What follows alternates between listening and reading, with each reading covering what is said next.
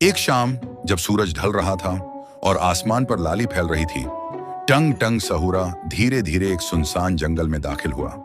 उसकी लकड़ी की टांगें ठक ठक की आवाज कर रही थीं और वह बड़बड़ा रहा था, पता नहीं इस जंगल में क्या क्या छुपा होगा।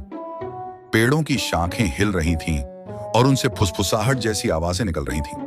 टंग टंग ने कान लगाया ही था कि अचानक एक अजीब सा क्रीचर पेड़ के पीछे से निकल आया। उसकी बड़ी बड़ी आंखें थीं, मुंह पूरा खुला हुआ, और फिर वह अचानक जोर से चीखा। टंग टंग उछलकर पीछे हटा और घबराकर बोला, हाय अम्मा, ये क्या था?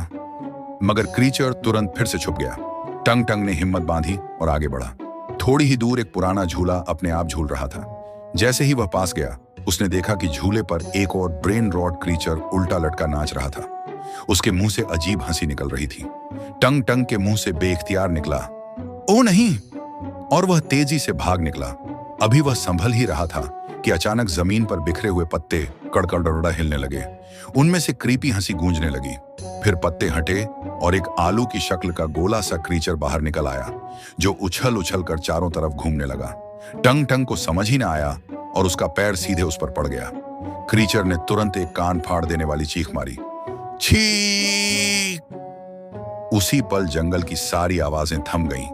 सब मखलूक चुप खड़ी हो गई और टंग टंग को घूरने लगी। उनकी बड़ी बड़ी आंखें अंधेरे में चमक रही थीं। टंग टंग के पसीने छूट गए। फिर अचानक पूरा जंगल अंधेरे में डूब गया। दूर से भारी भारी कदमों की आवाज आने लगी। जमीन हिल रही थी और फिर एक दैत्याकार ब्रेन रॉट बॉस सामने आया। उसका सिर बहुत बड़ा था, मगर टांगें पतली और कांपती हुई। वह धीरे धीरे आगे आया और डरावनी आवाज में बोला, तुमने हमारे आलू वाले भाई को क्यों कुचला?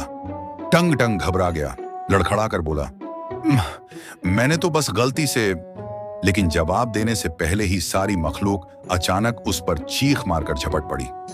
टंग टंग डर के मारे चीखा, बचाओ! और अंधेरे जंगल में अंधाधुंध भागने लगा। पीछे सिर्फ क्रीचर्स की क्रीपी हंसी गूंज रही थी और आगे दूर दूर तक सिर्फ अंधेरा फैला हुआ था।